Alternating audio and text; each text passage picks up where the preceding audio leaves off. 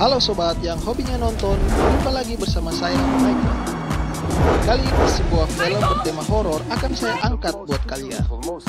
Film pastinya sangat seru, bercerita tentang upaya seorang ayah ingin menyelamatkan keluarganya dari gangguan iblis yang berasal dari dalam cermin. Tak perlu berlama lagi, mari kita langsung ke alur cerita dari film.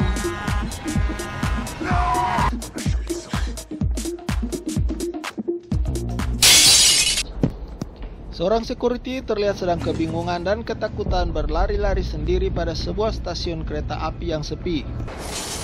Dia selanjutnya masuk paksa pada sebuah ruangan yang ada di situ.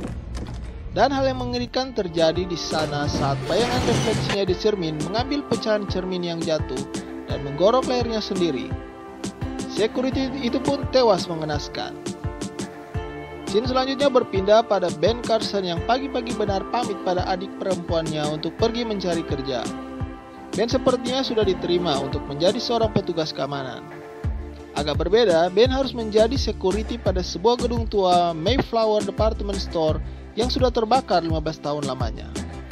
Menurut informasi dari Lorenzo si security senior, pemilik gedung masih mengalami masalah dengan pihak asuransi sehingga kondisi dan apapun yang ada di dalam gedung harus dijaga sebaik mungkin.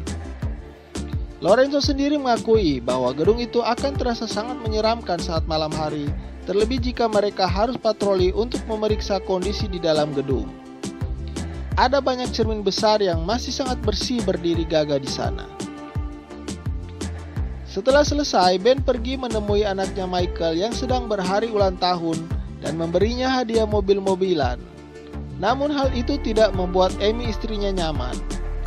Keluarga kecil Ben sedang mengalami masalah 3 bulan terakhir terkait sifat Ben yang hobi minum minuman keras, sehingga Amy memutuskan untuk menjauhkan Michael dari Ben. Ben meyakinkan istrinya itu bahwa dia bisa berubah. Di hari pertamanya bekerja, saat selesai minum kopi, Ben pun melakukan patroli di dalam gedung tersebut. Benar saja apa kata Lorenzo, di dalam gedung terasa sangat menyeramkan saat malam hari. Dan hal mistis terjadi. Selain pintu yang nampak terbuka pada refleksi cermin, Ben juga menemukan banyak bekas telapak tangan pada cermin besar yang awalnya begitu bersih. Dan anehnya, bekas telapak tangan itu tidak bisa dibersihkan. Saat di rumah, Ben mulai mengalami hal yang aneh saat bercermin.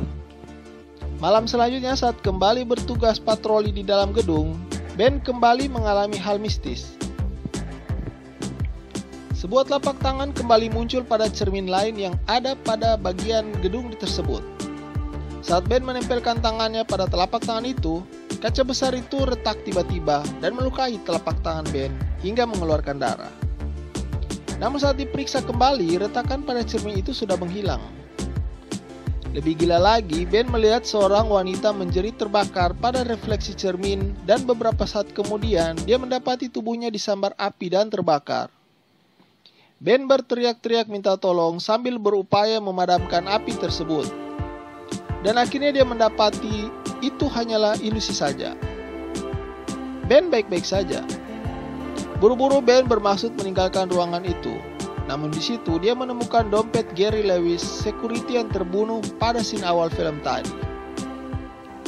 Dari dompet itu, Ben mendapati sebuah nama yang ditulis Gary pada sebuah secari kertas. Eseker.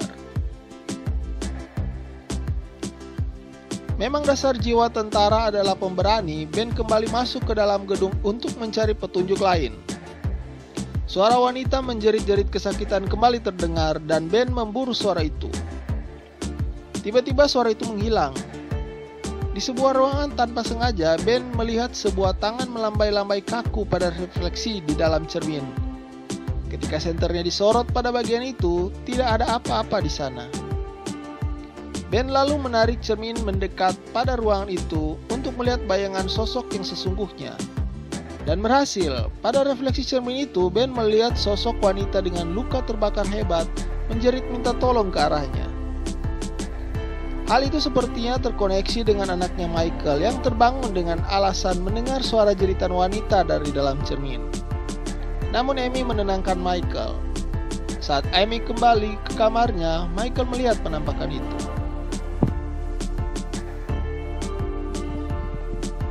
Semua hal mistis yang terjadi itu diceritakannya pada Angie, adiknya. Dia merasakan ada hal yang tidak beres dengan semua cermin yang dijumpainya di saat itu. Namun Angie menyarankannya untuk pergi ke psikiater karena baginya Ben masih terguncang terkait kasus penembakan yang dulu dilakukannya. Ben pun mulai mencari informasi terkait dengan gedung tersebut. Sementara itu, Lorenzo baru mendapat kabar tentang mantan rekannya Gary Lewis yang ditemukan tewas di stasiun kereta api bawah tanah. Ben lalu meminta bantuan Amy untuk mengizinkannya memeriksa mayat Gary. Dia ingin tahu penyebab kematiannya. Dia menjelaskan pada Amy ada hal-hal aneh yang sudah terjadi di tempat kerjanya, dan Gary adalah orang yang digantikannya. Awalnya Amy menolak, namun akhirnya dia mengizinkannya juga. Setelah memeriksa mayat Ben, menelusuri berkas-berkas tentang kematian Gary, dia menemukan keganjilan dengan potongan cermin yang dipegang Gary yang tidak ada bekas darah sedikit pun. Tapi seperti biasa, Amy meragukan dengan semua argumen Ben. Baginya tidak ada yang aneh. Bahkan semua cerita mistis yang dialaminya berkaitan dengan cermin yang dialaminya belakangan tidak digubris oleh Amy. Dia beranggapan suaminya itu hanya berhalusinasi karena suka minum alkohol. Suatu malam, hal yang buruk, aneh dan mengerikan menimpa Angie, adiknya Ben. Saat hendak mandi, refleksi bayangannya di cermin menarik paksa mulutnya hingga terbuka lebar dan nyaris membelah kepalanya. Sungguh mengerikan. Hal itu pun dialami nyata Angie saat di dalam bak mandi dan membuatnya terbunuh seketika. Darahnya berceceran di mana-mana. Larry, sahabat Ben, sebagai detektif yang ditugaskan untuk memeriksa Angie, tidak tega untuk mengabarkannya pada Ben. Dan akhirnya Ben sendiri nyaris tidak kuat melihat kondisi adiknya itu. Lelaki itu sangat terpukul. Amy tahu Ben sangat terguncang. Karenanya dia mengajak suaminya itu tinggal di rumah untuk beberapa hari. Namun Ben menolak. Dia tidak ingin membahayakan anak-anaknya. Dia yakin ini ada hubungannya dengan cermin-cermin yang ada di gedung besar itu. Dia selanjutnya berusaha memecahkan kaca-kaca tersebut, namun anehnya tidak berhasil. Putus asa, dia selanjutnya bertanya apa sebenarnya yang mereka inginkan darinya. Sebuah nama tiba-tiba muncul pada cermin itu. Ezeker. Tidak menunggu lama, Ben pun segera menelusuri mencari petunjuk tentang sosok Ezeker yang dimaksud. Dia meminta bantuan Larry, sahabatnya. Fakta baru ditemukan, ternyata gedung itu sengaja dibakar oleh seorang yang bernama Terence setelah istri dan anak-anaknya tewas oleh cermin-cermin yang ada di gedung tersebut. Namun saat itu, polisi tidak mempercayainya. Mengetahui istri dan anak-anaknya terancam, buru-buru Ben kembali ke rumah dan berusaha menyingkirkan semua cermin yang ada di rumah tersebut.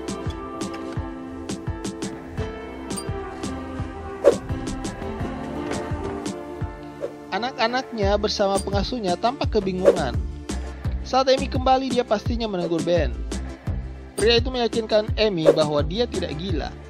Dia hanya ingin menyelamatkan keluarganya. Untuk membuktikan ucapannya, Ben lalu menebak sebuah cermin yang ada di situ. Dipikirnya cermin itu akan kembali utuh seperti yang terjadi pada cermin di gedung besar. Ternyata tidak. Ben gagal membuktikan apapun. Dia lalu minta maaf dan pergi. Saat mengendarai mobil, Ben nyaris saja mengalami kecelakaan setelah penampakan wajah adiknya yang sudah hancur muncul pada kaca spion tengah mobil. Ben lalu kembali ke gedung Mayflower dan di bagian bawah gedung dia mendapati ruang lain yang tersembunyi pada gedung tersebut. Di situ ada sebuah kursi eksekusi yang dikelilingi banyak cermin di sekitarnya. Ben kembali meminta Larry untuk membantunya menemukan sebuah rumah sakit yang bernama Santa Matthew yang tertulis pada bagian gedung itu.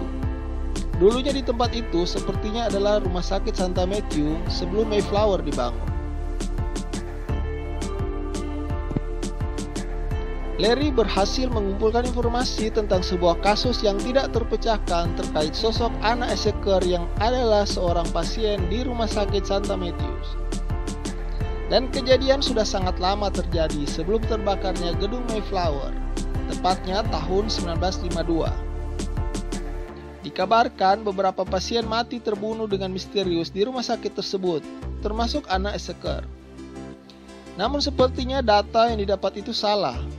Ben menemukan bukti bahwa Anna Eseker masih hidup karena dia dipindahkan dari Santa Matthews 2 hari sebelum terjadinya pembantaian.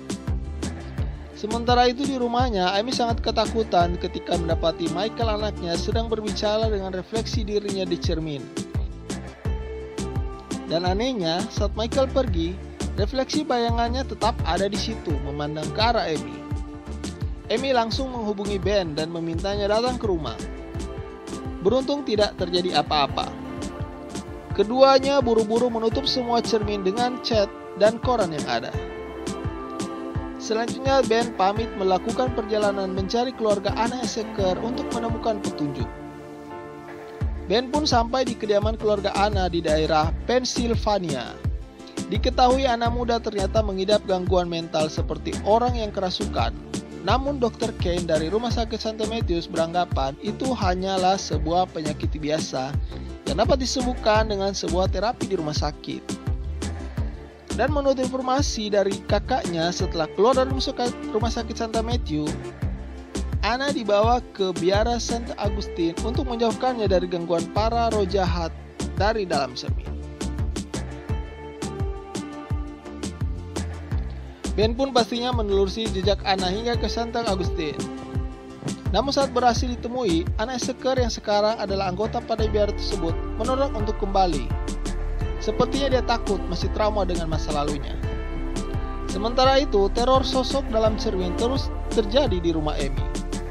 Rumahnya dipenuhi air dan Michael menghilang.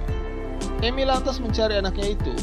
Saat berada di kamar mandi, Amy nyaris terbunuh oleh refleksi bayangan anaknya yang terlihat di dalam air. Sementara itu, Ben yang khawatir dan keluarganya memaksa Anna Eseker untuk pergi bersamanya. Dia menodongkan pistol ke arah nenek tua itu. Daisy juga nyaris terbunuh oleh sosok makhluk yang ada di dalam cermin. Beruntung Amy cepat datang menolong putrinya itu dan menyuruhnya bersembunyi di dalam lemari. Michael terlihat berada di depan cermin dengan memegang sebilah pisau. Amy berupaya membujuk anaknya itu, namun dia berlari meninggalkan ibunya.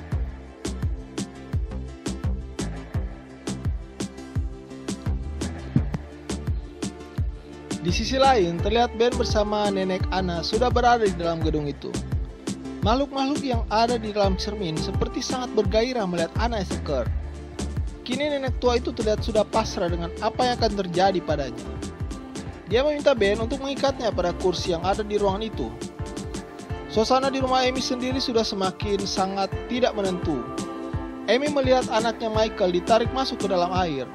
Amy histeris berteriak-teriak untuk menggapai Michael yang hanya terlihat sebagai refleksi dalam air. Namun tak berapa lama, tubuh Michael kembali muncul ke permukaan bersamaan dengan hancurnya semua cermin di gedung tua itu.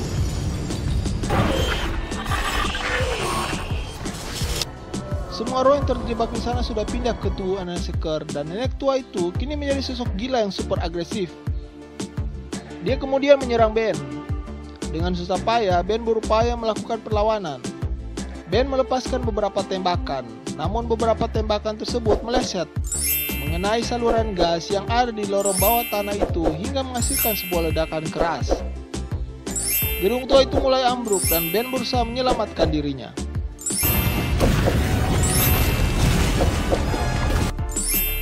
Beruntung Ben masih selamat dan berupaya keluar dari runtuhan gedung. Tapi sebuah kejutan terjadi di akhir film saat Ben mendapati bahwa dirinya kini berbeda.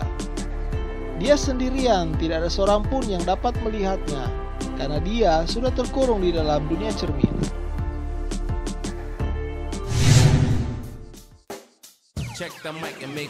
Terima kasih buat kalian yang sudah bersedia nonton alur ceritanya hingga selesai. Jangan lupa tinggalkan dukungannya dengan subscribe channel saya ini ya. Sampai ketemu lagi pada alur cerita yang lain dan salam sukses selalu.